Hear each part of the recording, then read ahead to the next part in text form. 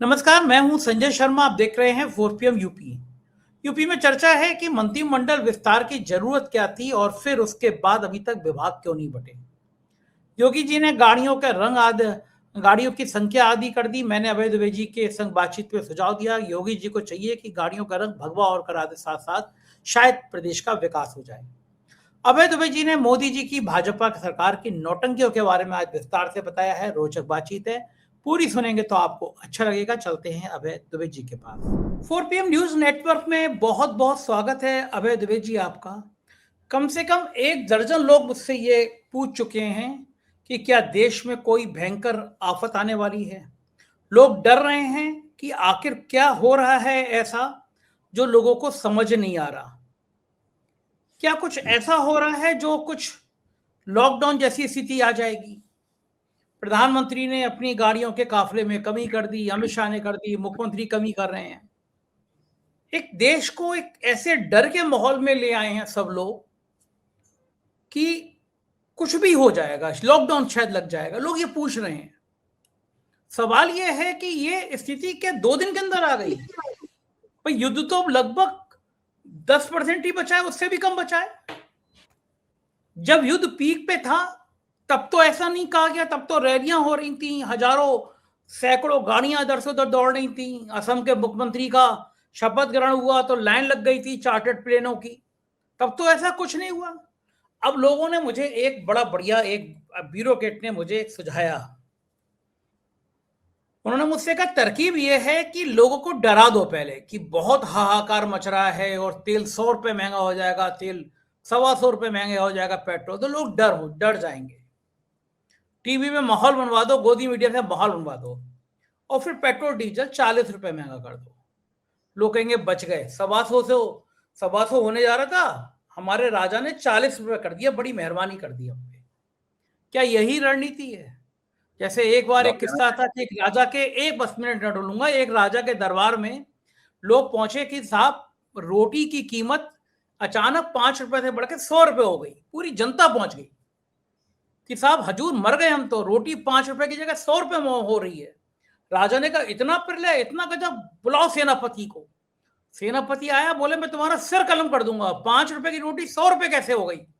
सेनापति बोला महंगाई बहुत बढ़ गई हजूर, माफ कीजिए। बोले नहीं, जनता को राहत दो, तुरंत उसको 5 रुपए की जगह जो तुमने 100 रुपए की है उसको 50 रुपए कर दो। अब जनता ने कहा जिंदाबाद राजा जी जिंदाबाद। तो क्या माल बेचने का यही तरीका है मोदी जी का? यही ड्रामा है या कुछ और खेल है? देखिए, मैं तो ये मानता हूँ कि मोदी सरकार अर्थव्यवस्था के प्रश्न को बहुत दिनों से स्थगित किए हुए थी। स्थगित क्या किए हुए थी? इनके पास क्षमता ही नहीं थी उस प्रश्न को हल करने की। इसलिए इन्होंने सोचा, और उस बीच में अर्थव्यवस्था इनकी पहले से खराब थी। फिर युद्ध शुरू हो गया 28 फरवरी को। युद्ध शुरू होने के बाद से परिस्थिति और विषम हो गई। लेकिन इनको 5 राज्यों में चुनाव लड़ने थे, और चुनाव लड़ने के लिए जो धूमधाम करनी होती है, चुनाव लड़ने के लिए जब पेट्रोल और डीजल का भीषण इस्तेमाल करना होता है, कारों का, हेलीकॉप्टरों का इस्तेमाल करना होता है, जश्न मनाने होते हैं, फूल फेंकने होते हैं, रोड शो करने होते हैं, रैलियां करने होती हैं। इसलिए ये लोग चुपचाप बने रहे, और उन्होंने ऑयल कंपनियां, जो कि सरकारी कंपनियां हैं, उनसे कहा कि आप जरा इसका जो नुकसान है वो झेलते जाइए। भाई हरदीप पुरी ने अभी कहा कि ऑयल कंपनियां प्रतिदिन 1 लाख करोड़ रुपए का नुकसान झेल रही हैं। तो ये नुकसान चुनाव के बाद होना ही थोड़ा शुरू हुआ है। ये तो चुनाव से मतलब 4 मई के बाद होना ही थोड़ा शुरू हुआ है। ये तो शुरू से हो रहा है चुनाव नुकसान, ये 1 लाख करोड़ का। तो भारत की तेल कंपनियों को 1 लाख करोड़ रुपए के नुकसान में पूरी चुनाव की अवधि में इस सरकार ने डाले रखा। अच्छा, दूसरे, डॉलर के मुकाबले रुपए की कीमत बहुत पहले से गिर रही है। और इस बीच में क्या हुआ कि जो विदेशी निवेशक थे, खासतौर से वो विदेशी निवेशक जो कि स्टॉक मार्केट में फॉरेन फाइनेंशियल इन्वेस्टर्स, FII बोलते हैं उनको, मतलब है, तो वो बड़े पैमाने पर अमेरिका के स्टॉक मार्केट की तरफ जा रहे थे, क्योंकि अमेरिका का स्टॉक मार्केट बहुत हेल्दी है इस वक्त, और वहां पे बॉन्ड्स वगैरह में और दूसरी जगहों में काफी इनकम है। तो वो लोग इधर से जा रहे थे उधर लगातार, तो यहां से पैसा लगातार निकल रहा था। चूंकि इनका कोई एक्सपोर्ट इनकम में कोई बढ़ोतरी नहीं हो रही थी, कोई भारत में नया इनकी जो स्थानीय पूंजीपति थे कोई निवेश नहीं कर रहे थे, तो इस पूरी प्रक्रिया में हुआ ये कि एफडीआई भी आनी बंद हो गई और स्टॉक मार्केट में जो डॉलर आ रहा था, जो इन्वेस्टमेंट आ रहा था, वो भी बंद हो गया और कम होना शुरू हो गया। दूसरी तरफ युद्ध के कारण जो मिडिल ईस्ट से, मध्य पूर्व से जो रेमिटेंस आता था, वहां से लोग कमा के जो पैसे भेजते थे, वो भी बंद हो गया। यूरोप में भी महंगाई बढ़ गई, तो वहां पे जो भारतीय रहते हैं पैसे भेजते थे, उन्होंने भी अपने पैसे कम भेजने शुरू कर दिए। और चूंकि एनर्जी सप्लाई का शॉक लगा और जो पेट्रोलियम पदार्थ हैं, जो हाइड्रोकार्बन है, उन्हीं की वजह से उससे उर्वरक भी बनता है, उन्हीं से खाद बनती है, उन्हीं से इंडस्ट्रियल औद्योगिक इस्तेमाल के लिए डीजल आता है। पेट्रोल का इस्तेमाल तो ज्यादातर निजी मामलों में ज्यादा होता है, लेकिन औद्योगिक इस्तेमाल तो डीजल का होता है। गैस का औद्योगिक इस्तेमाल होता है। इन तमाम चीजों की सप्लाई में कमी आने के कारण बहुत सारी फैक्ट्रियां बंद हो गई, बेरोजगारी बहुत बढ़ गई और पूंजीपतियों ने भी, सब मैं उदय कोटक को सुन रहा था, पूंजीपति भी लगातार ये कहने लगे कि एक बहुत बड़ा संकट आने वाला है। इस पूरी प्रक्रिया में इनका जो विदेशी मुद्रा कोष था, वो विदेशी मुद्रा कोष तेजी के साथ घटा। आज भारत में जो विदेशी मुद्रा कोष है, वो पहले के मुकाबले 10% कम हो गया है। ये एक बहुत बड़ी रकम है, ये एक बहुत बड़ी गिरावट है, 10% कम हो गया है। उसके बढ़ने का भी कोई मौका नहीं है। सरकार ये सब बातें लोगों से छिपाती है। सरकार और मोदी जी के जो तमाम विभिन्न किस्म के विभाग हैं, वो बिल्कुल ठीक काम नहीं कर रहे हैं। बहुत से लोग जो सरकार के पहले प्रशंसक थे, मोदी जी के प्रशंसक थे, अब इनके विरोधी हो गए हैं। वो कह रहे हैं कि मोदी जी अर्थव्यवस्था को तबाही की कगार पे ले जा रहे हैं। मैं एक उदाहरण देता हूं, विजय सरदाना है। विजय सरदाना एक जमाने में सरकार के कामकाज को बड़ी उम्मीद के साथ देखते थे। अब अभी जो वीडियो बनाते हैं, अब उन वीडियोस को देखिए। उन वीडियोस पे वो इस तरह का विश्लेषण और कमेंट करते हैं कि उनके जो मोदी समर्थक हैं, वो उसमें नीचे लिखते हैं कि आप तो एंटी मोदी हो गए हैं। उसका जवाब वो इस स्वर में देते हैं कि मैं एंटी मोदी या प्रो मोदी नहीं हूं। जब मोदी अच्छा काम करते थे, मैं उनकी तारीफ करता हूं। अभी तो मोदी जी को बहुत से जवाब देने हैं कि वो 11 साल में अर्थव्यवस्था को इस गिरावट के मुकाम पर कैसे लेके आए। सभी लोग, तमाम लोग जो पहले इनके समर्थक थे, घोर समर्थक थे, वो इनके समर्थक नहीं रह गए। और मीडिया में भी जहां पर हमेशा इनकी तूती बोलती रहती थी, वहां भी आपको असंतोष के और आलोचना के स्वर सुनाई देने लगे हैं, क्योंकि लोगों को वो बातें पता लग रही हैं जो बातें ये छुपाना चाहते हैं।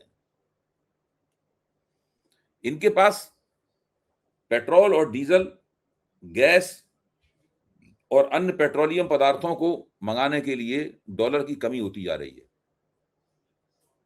सबसे ज्यादा पैसा तो पेट्रोलियम पदार्थों के आयात में खर्च होता है। उसके बाद तकरीबन उसके आधे से कुछ ज्यादा सोने के आयात में खर्च होता है। सोना इस देश में नहीं होता, सारा सोना आयात किया जाता है, सारा इंपोर्टेड होता है।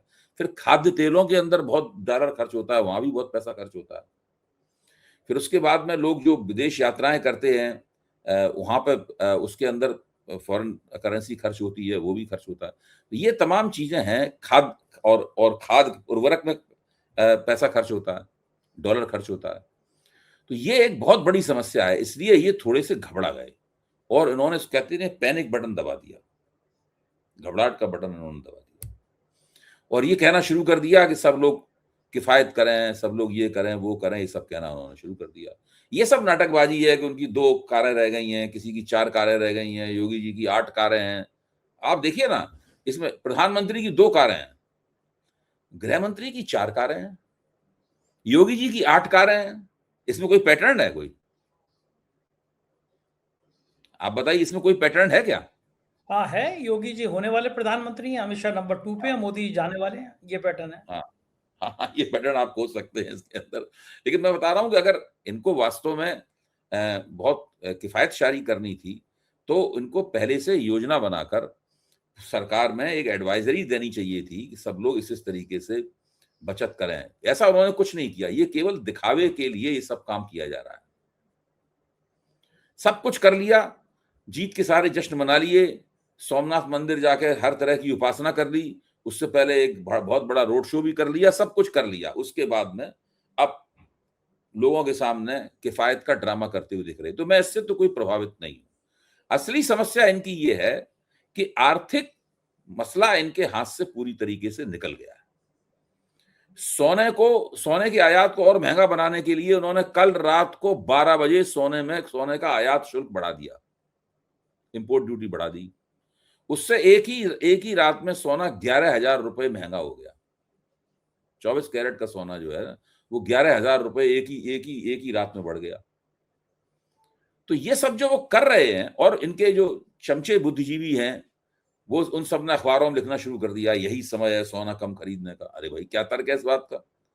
यही क्यों समय है सोना कम खरीदने का? अब सरकार सोने को महंगा कर रही है। और हरदीप पुरी के अगर ताजे बयानों के ऊपर जाएं तो मेरा मानना यह है कि बिल्कुल पेट्रोल और डीजल की कीमतें बहुत ज्यादा बढ़ने वाली हैं। काफी पेट्रोल और डीजल की कीमतें बढ़ेंगी। बिना उनके बढ़ाए हुए इनका कोई निस्तार है नहीं। ये पेट्रोल की कीमत इतनी बढ़ाएंगे ताकि पेट्रोल खरीदने से पहले आदमी 2 बार सोचे।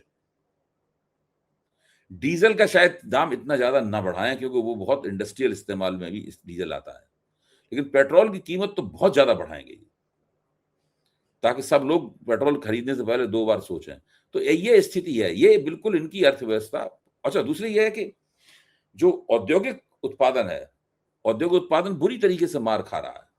औद्योगिक उत्पादन मार खाने से बाजार की स्थिति खराब है, स्टॉक मार्केट की स्थिति खराब है। तो स्टॉक एक्सचेंज भी इनका परसों टूटा था, निफ्टी भी काफी टूटी थी इनकी। मेरा मानना यह है कि पिछले 20 वर्ष में, उसमें 11 साल इनके हैं और 10 साल उनके हैं, नहीं, पिछले 21 वर्ष में अर्थव्यवस्था कभी भी इतने बड़े संकट और इतनी बड़ी दुर्गति के दौर से नहीं गुजरी जितनी बड़ी इस वक्त गुजर रही है। अच्छा अमित जी, मैंने मान लिया आपकी सारी बात कि देश की अर्थव्यवस्था बहुत गंभीर दौर में आ गई, खतरनाक मोड़ पे आ गई। 80 करोड़ लोग आबादी को 2 वक्त का राशन देना पड़ रहा है, और ये बात सब जानते हैं, देश का बच्चा बच्चा जानता है कि अब उस राशन के संग छेड़खानी नहीं की जा सकती। जी, आपने अगर राशन बंद किया तो देश में हाहाकार मच जाएगा, क्योंकि देश में पूंजीपतियों को आप अमीर करते गए, अंबानी अडानी को अमीर करते गए, और गरीब और मध्यम वर्ग को और गरीब करते चले गए। गांव में मनरेगा जैसी योजनाएं दम तोड़ती रहीं, गरीबों के पास 2 वक्त के अनाज के अलावा विकल्प नहीं बचा। तो उस योजना पे हाथ लगाने का मतलब यह है कि हाहाकार मचना, शायद सत्ता चली जाए। दूसरी बात मैं ये कह रहा हूं कि अब इसका विकल्प क्या है? अब इसका विकल्प क्या सरकार अब करेगी? इसका विकल्प डे टू डे मैनेजमेंट ही है बस, केवल। इसका कोई विकल्प नहीं है। कैसे करेंगे डे टू मैनेजमेंट? कैसे करेंगे? बस यही है कि जैसे जब आपके सामने बहुत दिक्कत होती है तब आप आगे के बारे में नहीं सोचते, तो आप सोचते हैं भाई आज की रोटी का इंतजाम कैसे कर लिया जाए, कल फिर भूख लगेगी फिर सोचेंगे, आज तो पेट भरा जाए। ये लोग इस स्थिति में आ गए हैं। प्रोफेसर अरुण कुमार का कहना यह है कि ये महीने 2 महीने में ही देश में हाहाकार मच सकता है। तो मैंने उनसे यही सवाल पूछा था जो आपने मुझसे पूछा है, तो सरकार इसको कैसे प्रबंधित करेगी? उन्होंने ये सरकार पूरी तरीके से मुगालते में है, वो सोचती है हम काम चला लेंगे, लेकिन काम चलने वाला है नहीं। अब देखिए, रुपए का काम रुपए से चलता है। ये एकमात्र ऐसी चीज है, इसका कोई विकल्प नहीं होता है। पेट्रोल का कोई विकल्प नहीं है, डीजल का कोई विकल्प नहीं है, गैस का कोई विकल्प नहीं है, किसानों के लिए खाद का कोई विकल्प नहीं है। सोने का विकल्प हो सकता है, सोना लोग नहीं खरीदें, सोने का विकल्प हो सकता है। बस सोना ही एकमात्र ऐसी चीज है जिसके आयात को महंगा करके ये लोग उसमें डॉलर कम खर्च करने की कोशिश कर सकते हैं। बाकी और सब चीजों में तो उन्हें डॉलर खर्च करना ही पड़ेगा। किसान कोई अपने खेत में जानबूझ के ज्यादा खाद थोड़ा डालता है। तो इनकी स्थिति बहुत खराब है। ये अबे जी 5 महीने बचे हैं, साल आएगी। संजय जी, ये केवल मीडिया पे कब्जा कर रखा है, मीडिया इनसे सवाल नहीं पूछ रहा, इनके गिरेबान को पकड़ के झकझोर नहीं रहा है। इसका इनको फायदा है, इसकी वजह से ये बचे हुए हैं, मैं बताऊं आपको। वरना ये अभी अगर मीडिया इनके कब्जे में नहीं होता और मीडिया भी सवाल इनसे पूछ रहा होता, ये लोग इधर उधर कोनों में छुपे होते दुम दबा के, कुछ समझ में नहीं आ रहा होता इनको क्या करें क्या ना करें। ये सब जो नाटकबाजी हो रही है कि हम 2 कारों में चल रहे हैं, आगे वाली कार रेंज रोवर है और पीछे वाली कार टोयोटा है, हैं? और आदाबाजी देखिए, प्रधानमंत्री काली कारों में चलते हैं, गृह मंत्री बिल्कुल सफेद कारों में चलते हैं। मैंने तो आज पहली बार महसूस किया जब टीवी पे दिखाया जा रहा तो था। पता नहीं कि योगी जी अपनी गाड़ी का भगवा नहीं कराते, उनको भगवा कलर करा लेना चाहिए। पेंट में कितने पैसे लगते हैं? डेंट पेंट ही तो कराना होता है। डेंट भी नहीं कराना, पेंट कराना होता है। कुछ नहीं, वो तो जो कार बनाने वाली कंपनियां उनको आदेश देंगे कि भगवा कार पेंट करके भेजो। मैं कई बार सोच रहा था कि योगी जी को करना चाहिए, खुद भगवा गाड़ी में चले, पुलिस की सब गाड़ियों का रंग भगवा कर दें। कितना अच्छा लगेगा कि जो गाड़ी चल रही हो, जो भगवा कलर की नहीं हो उस पर टैक्स ज्यादा कर दें, हाँ, ये सब कर सकते हैं वो, है ना। और मैं तो ये मानता हूं कि जिस दिन इनकी मर्जी का शासन, अभी भी इनकी मर्जी का शासन नहीं स्थापित हुआ देश में, अभी भी काफी कमियां हैं इनके हिसाब से। जिस दिन इनकी मर्जी का शासन स्थापित होगा उस दिन इसी प्रकार के आदेश भी निकला करेंगे। हाँ, हर तब इस घर में गाड़ी में जहाँ पुलिस जाएगी, हर घर में पुलिस जाएगी कि सवेरे उठ के ये आदमी ठीक से कीर्तन है, भजन कर रहा है कि नहीं कर रहा है, अंडे तो नहीं खा रहा मंगलवार को। शाम के समय इसने वंदे मातरम किया कि नहीं किया।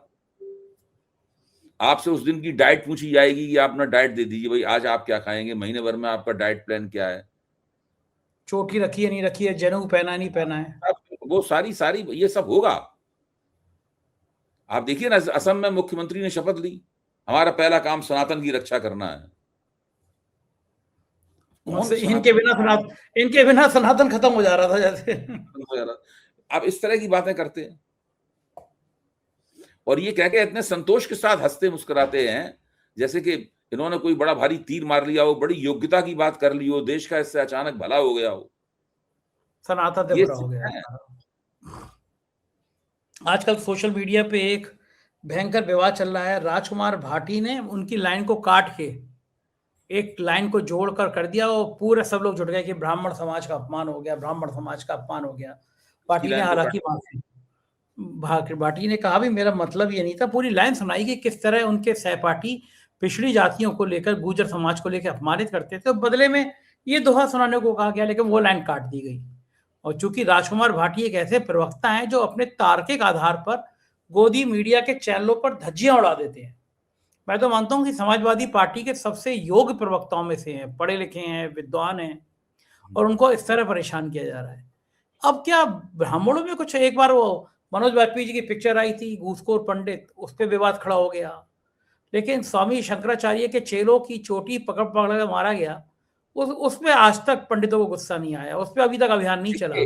सरकार ये मानती है कि हमने धार्मिक जो जगत था उसको कैप्चर कर लिया है। सरकार ने कई चीजों को मानती है उसने कैप्चर कर लिया, और है भी कैप्चर, है भी मीडिया कैप्चर्ड पूरी तरीके से, चुनाव आयोग कैप्चर्ड। न्यायपालिका को मैं नहीं कहूंगा क्योंकि मैं उसमें फंस जाऊंगा कि वो कैप्चर है कि नहीं है। मुझे तो न्याय मिला है, मुझे तो न्याय मिला है न्यायपालिका को, तो इसलिए मैं नहीं कह रहा हूं उसको। इसी तरह वो मानते हैं कि जो धार्मिक दुनिया है, कर्मकांडों की दुनिया है, साधु संतों की दुनिया है, इसको भी हमने कैप्चर कर लिया है। इसलिए जो हमारे खिलाफ इसमें बोलेगा उसको हम बाहर निकाल के कहेंगे तू तो वो है ही नहीं जो अपने आप को दावा करता है। यही अभी मुक्तेश्वरानंद जी के साथ इन लोगों ने किया। हिम्मती आदमी है, डट जाते हैं एक बार तो वो हटते नहीं अपनी जगह से, तो वो डटे रहे, उन्होंने तुर्की बतुर्की हर चीज का जवाब दिया। आखिरकार उनके खिलाफ प्रचार अब बंदी हो गया, वो बात भी पुरानी हो गई। कभी भी फिर उखड़ सकता है, फिर दोबारा उसके खिलाफ वहां पुलिस जा सकती है, कुछ भी कर सकती है। जब से उनको कोर्ट ने उनको जमानत दे दी ना उस मामले में, जो उनके ऊपर एक पोक्सो का मामला लगाया गया था, उसमें जब से उनको एंटरिम जमानत मिली है तब से मामला बंद हो गया, क्योंकि वो फिर उनकी गिरफ्तारी की पूरी साजिश थी। वो पोक्सो का मामला क्यों लगाया गया था? वो तो गिरफ्तारी के लिए लगाया गया था ना। ये उड़ाया गया साहब कि वहां पे एक स्विमिंग पूल है, स्विमिंग पूल में मस्तियां की जाती हैं वगैरह वगैरह। फिर मुझे उनके एक शिष्य ने, पुराने शिष्य प्रशंसक ने बताया कि जो स्वामी स्वरूपानंद जी थे, इनके गुरु शंकराचार्य स्वामी स्वरूपानंद जी, वो चूंकि उनको पानी के अंदर जल चिकित्सा का सुझाव दिया गया था, इसलिए वो एक पूल बनवाया गया था, इसमें वो उनकी जल चिकित्सा वगैरह होती थी। और उनके देहांत के बाद उस पूल में पानी नहीं भरा जाता है, बल्कि उसमें सामान भरा रहता है उस पूल में। उसको मतलब एक स्टोर करने वाले एक गड्ढे के तौर पर मुझे इस्तेमाल किया जा रहा है, ये मुझे बताया गया। तो तब भी उसके बारे में भी झूठी बातें उड़ाई गई। और पुरानी तस्वीरें जब उसमें जल भरा रहता था वो टीवी पे दिखा दी गई। तो वो तो यार इसी तरह अब आप देखिए इन्होंने क्या किया, इन्होंने फर्जीवाड़े का सहारा लेकर इन्होंने एक फेक न्यूज बनाई कि 1967 में इंदिरा गांधी ने ये अपील की थी कि लोग ये सब चीजें ना खरीदें, और हिंदू अखबार को लेके उसमें वो खबर लगा के और उसको उसका एक वो बना के चित्र बना के सब जगह इनकी आईटी सेल ने चलाया। हिंदू अखबार ने स्वयं ही खंडन कर दिया है कि वो फेक न्यूज है, हमने ऐसी कोई खबर नहीं छापी थी 1967 में। भाजपा तो के ये कुछ सांसदों ने लिखा, ट्वीट किया उस खबर को। अब बताइए, आप अब भ्रम आप भ्रम सोचिए, फैलाने के आरोप में आप उनका सोचिए सस्पेंड किस अकाउंट तरह नहीं होना आप चाहिए। सोचिए कि किस तरह के लोग हैं, कुछ भी कर सकते हैं अपनी राजनीति गोटी लाल करने के लिए, कुछ भी कर सकते हैं। ये मरे हुए इंसान को जिंदा घोषित कर सकते हैं और जिंदा इंसान को मरा हुआ घोषित कर सकते हैं। बाद में जब पकड़ जाएंगे तो कहीं ही कर देंगे, चुप हो जाएंगे, नई साजिश के बारे में सोचने लगेंगे। जो भाजपा का डर्टी ट्रिक डिपार्टमेंट है ना, कांग्रेस के पास भी एक डर्टी ट्रिक डिपार्टमेंट हुआ करता था एक जमाने में, वो तो अब तो ऐसा लगता है कि वो उसका चेला है, भाजपा के डर्टी ट्रिक डिपार्टमेंट का वो चेला होगा। तो ये बात आम जनता को क्यों नहीं समझ में आती कि ये लोग इस तरह गुमराह करते हैं, धोखा देते हैं, तो वो थोड़ा सा उसके अंदर चेतना विकसित हो, समझ आइए सब। आप संजय जी ये भी देखिए ना कि इनको कितने वोट मिलते हैं लोकसभा में। भाई इनको आज तक 40% वोट नहीं मिले इनको, करीबन 63% वोट तो इनके खिलाफ पड़ता है। 63% वोट जो है वो गैर भाजपा पार्टियों को मिलता है। तो आप इससे अंदाजा लगाइए कि बहुत ये सब इतना प्रपंच करने के बावजूद भी देश की जनता का बड़ा हिस्सा इनके साथ नहीं है। आज तक इनको 50% से ऊपर या 40% से भी ऊपर वोट आज तक नहीं मिल पाया इनको, भाजपा को। ये जो अपने खिलाफ वोट हैं उन वोटों के बिखर जाने के कारण ये सत्ता प्राप्त करते हैं। तरह तरह की इन्होंने तिकड़में कर रखी हैं, हम और आप जानते हैं वो तिकड़में क्या है। तो ये जो है सच है, अर्थव्यवस्था का सच है, बाकी चीजें सच हैं। क्या ये अगर गोदी मीडिया के चैनल इनके काबू में रहेंगे तो क्या जनता तक ये पहुंचेगा नहीं, या जनता जागृत होगी नहीं? ये एक ऐसा सच है जिसको अब बहुत देर तक ये तिकड़म के जरिए छुपा नहीं सकते, वो निकल के आएगा ही आएगा। भाई जब इनको डीजल की कीमत दाम बढ़ाने पड़ेंगे, पेट्रोल के दाम बढ़ाने पड़ेंगे, गैस के दाम बढ़ाने पड़ेंगे, तो वो तो उससे महंगाई बढ़ेगी, हर चीज महंगी होगी। उससे जो लो इनकम, जो कम आमदनी वाला आय वर्ग है, जो कि बहुत बड़ा और विशाल है, उसके जीवन पे बहुत असर पड़ेगा, वो नाराजगी होगी। अब इसे नीट के पर्चे लीक हो गए। अब नीट के पर्चे लीक हो गए तो जो खुशहाल हिस्सा है, वो खुशहाल हिस्से में इससे नाराजगी होगी। किसी भी आबादी के किसी भी हिस्से को हिस्से के हितों का ख्याल नहीं रख पा रहे। भाई प्री मेडिकल टेस्ट में कौन बैठता है, इंजीनियरिंग की परीक्षा कौन देता है, ये जो बड़े बड़े टेस्ट और परीक्षाएं कौन देता है? तो खुशहाल परिवारों वाले, पढ़े लिखे परिवारों वाले लोग देते हैं, झुग्गी झोपड़ी में रहने वाले लोग थोड़ा ना देते हैं परीक्षा।